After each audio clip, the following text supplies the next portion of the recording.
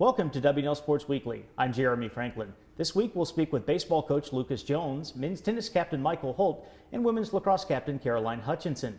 But first, a quick look back at the weekend in Washington Indley athletics. Women's tennis remained unbeaten in ODAC play with a 9-0 victory over Lynchburg, while the men's team lost 6-3 to number 12 Johns Hopkins. Women's lacrosse fell 14-5 at 7th-ranked Salisbury, and men's lacrosse dropped a 13-9 decision at Franklin and Marshall. Laura Lemon posted the highest overall individual score as the riding team competed in the Holland Spring Welcome Show at the Virginia Horse Center. And the baseball team opened up ODAC play by splitting a road doubleheader with Virginia Wesleyan, winning the first game 5-3 before falling 8-4 in the nightcap. Joining me now is baseball coach Lucas Jones. Lucas, welcome to the show. Thanks for having me.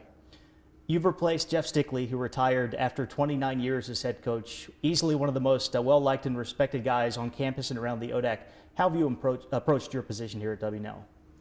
Well, it's a good question. And usually, when taking the job, it really is kind of the first time that question has been presented to me, because more often than not, it's usually questions about, what are some of the challenges that you may face, coaching at a high academic institution like W&L, or what are the facilities like, or, what are some of the advantages, disadvantages. But from a personal standpoint, I've never really been asked that question.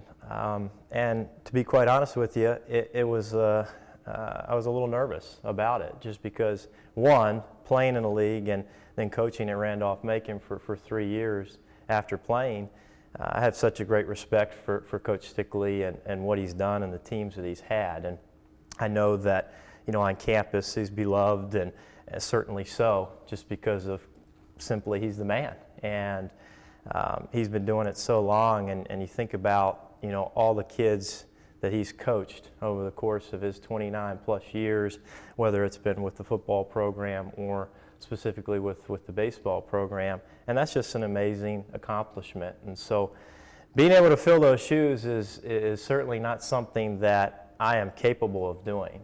He has left a lasting impression not only on the kids he's coached, but on this campus community. And the approach for me is, in a roundabout way, using him as the resource too, and having him around has been such an encouraging aspect of my approach, because he's kind of a step ahead of everything and can kind of give me some insight on what to expect, and whether it's kind of field conditions, or these are certain times during the season where the guys may not be as focused, to kind of look for that, to try and re-engage, to maybe do something different to prepare.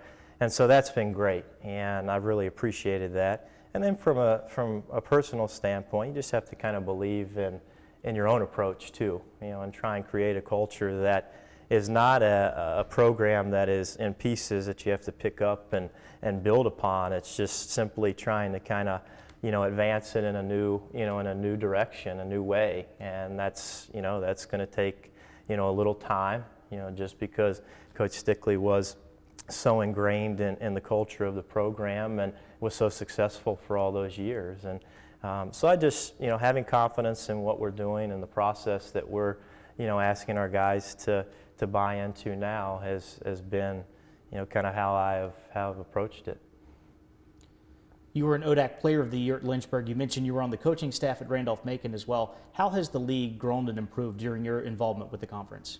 It really has been pretty incredible to see the growth. Being removed from the league for 5 years, being an assistant at other universities and institutions. I think one of the big things is the inclusion of Shenandoah. And they've had a lot of success, and been to the World Series 2 or 3 times in the last 6 or 7 seasons. And then the evolution of programs like Randolph-Macon, and some of the newer programs that were just starting out in 2004, like Roanoke, and some other programs that I think across the board have made much more of a commitment to their baseball programs. And I think that's also, you can see that by the head coaches that are now in this league, across the board. It's just a really tough conference. When I played, there were certain teams that, were just kind of, there was a gap there between kind of the top teams and the bottom teams. And now you see, even after this weekend, the parity is great. I mean, there is just, no weekend is an easy weekend, and you have the team that's capable of sweeping, but also, you have the team that's being, that's capable of being swept just because everybody else is pretty good too. So I think that's been a pretty, pretty noticeable, difference, I think, between leaving Randolph-Macon and now coming back. W&L has several quality arms. You've put up some good numbers in the field as well. Will the team's success this year continue to be built around pitching and defense? No question. I mean, coming in, our game plan certainly is, to highlight our pitching staff. They've done a great job, and Coach White does a tremendous job with them and preparing them. And, that's really where, our bread and butter is. And from a defensive standpoint, it's just pretty simple formula. We're going to try and handle 27 outs and, limit those mistakes, and I think that's kind of the, certainly the backbone of this 2016 team.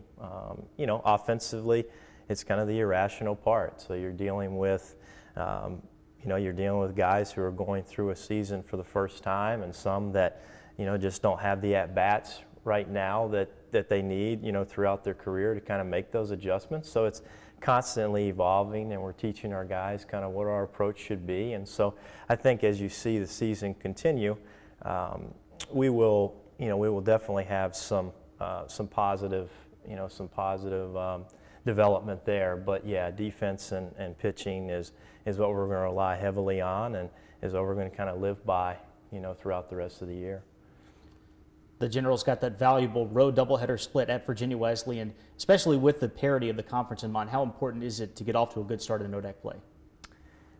Certainly very important. I mean, anytime you go on the road, it's very difficult to get a split, much less try and win two. So to be able to get a win on the road at Virginia Wesleyan, who has, last year had an outstanding year, finishing, I think, second in the regular season and being the 2 seed in the tournament, just gives our guys some confidence, and kind of just reiterates, what we've been telling them, that, hey, we've put you in position to be successful. You guys have the talent to do that. And, I think when you see some results for that, for that amount of work, I think that's great. And, moving forward, as we just discussed on the other end of the spectrum, every weekend, every midweek conference game is going to be very difficult, and you got to work pitch to pitch, and you can't take anything for granted. Nobody in this league can be taken for granted anymore, like maybe it was in the early 2000s or when I played and coached previously. And so, yeah, we're trying to kind of ride the momentum, I should say, and not take ourselves too seriously, but understand our approach and just believe in the process of what we're doing. Lucas, thanks for joining us here. Best of luck the rest of the season. Jeremy, thanks for having me. With me in the studio is Michael Holt, senior tennis captain from Henrico, Virginia. Michael, welcome back to the show. Thanks for having me. W&L has a couple of victories over ranked opponents this season, Cal Lutheran and Christopher Newport. You've been very competitive against top 15 teams like Johns Hopkins and Redlands. What have you learned about the Generals so far this spring? So far, we've learned that we can compete with some of the better teams in Division III tennis if we continue to improve. We were obviously pleased to get the wins against CNU and Cal Lutheran, like you mentioned, but we struggled in doubles a little bit against those two top 15 teams. So we need to improve in that area if we want to compete. The Redlands and Cal Lutheran matches were part of a Fed break trip to California. How can that experience benefit the team? California was great for us just simply because of the high level of competition out west. Playing a top team like Redlands was great because it helped us gain some match toughness while also exploiting some of those weaknesses and figuring it and helping show us that we need to improve in areas like doubles. You've had a great career so far. What kind of individual goals have you set for your senior season? Honestly, I'm just trying to take it all in this season without setting too many individual goals. That being said, I'd be lying to you if I told you that I didn't want to make it back to NCAAs, but I'm honestly more concerned about helping the team improve and just enjoying this last go-round because I realize just how much I'm going to miss it when it's all said and done.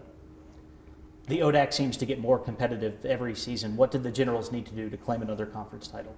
I think the biggest thing is just to keep doing what we're doing. It comes down to working hard in practice and treating every opponent the same when we get to matches. And I hope that this combination will lead to another ODAC title. Fingers crossed. Michael, thanks for joining us. Best of luck throughout the year. Thanks for having me. Here with me now is Caroline Hutchinson, senior lacrosse captain from Annapolis, Maryland. Caroline, welcome to the show. Thank you for having me. The Generals have opened up 0-4 against a difficult schedule. Why has the team struggled so far this year? Well, I think that our record isn't fully indicative of our team and how we've been playing so far. Our first 2 games we fell by 1 goal, and last year we beat those 2 teams by 1 goal. So obviously really competitive games. Our F&M game, we held them to 5 goals, and they're a top 5 team. So I think that that was a pretty impressive feat for our team to put out as well. Salisbury, we definitely saw where we're struggling, and we look to improve in those areas in the next few weeks. But I think that we're still on track to reach our team goals and to not peak too early in the season, which is definitely important to us. You're one of several players on the roster who have been a part of multiple ODAC titles, victories over ranked opponents, and NCAA tournament wins. How can you call upon that experience as you look to get some victories, bounce back from the tough start? Well, I think I've been really lucky to be on amazing teams over the past 4 years. And I think that that really points to the fact that we can beat the top 10 teams, and we know we can. We beat Salisbury last year. Unfortunately, the game didn't fall in our favor this year, but we know that if we're playing to our right level of competition and for 60 full minutes that we can beat them. You mentioned earlier that you held Franklin and Marshall to 5 goals. The team is giving up under 9 goals per game. What have been the keys to success on the defensive end? So I think there are a couple of keys to success. First, we have 3 goalies who are working incredibly hard.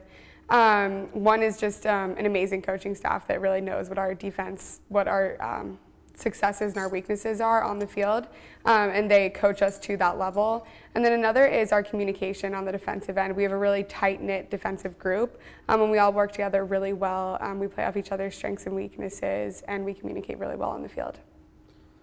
The Generals were again selected to win the ODAC in the preseason coaches poll. What are your expectations for the conference this spring? Well, since I've been here for my 4 years, the ODAC has definitely gotten more competitive every single year, and I expect a big competitive tournament in the ODAC this year. But I think that we should be able to prevail in the ODAC tournament again, take the championship, and then have some momentum leading into NCAAs. Caroline, thanks for joining us. Best of luck the rest of the year. Thank you. It's time now for a look at the upcoming weekend. 2 W&L athletes will compete at NCAA championship events in Iowa. Ron Tassoni will represent the wrestling team at the national meet in Cedar Rapids, while Dana Lee makes her 3rd straight appearance at indoor track and field nationals at Grinnell. On Saturday, women's lacrosse plays host to 6th-ranked Gettysburg, while baseball visits Lynchburg for an ODAC doubleheader. Men's lacrosse opens up conference play at home against Hampden-Sydney, and men's tennis takes on Mary Washington. And on Sunday, women's tennis will travel to Randolph-Macon. For W&L Sports Weekly, I'm Jeremy Franklin. Thanks for watching.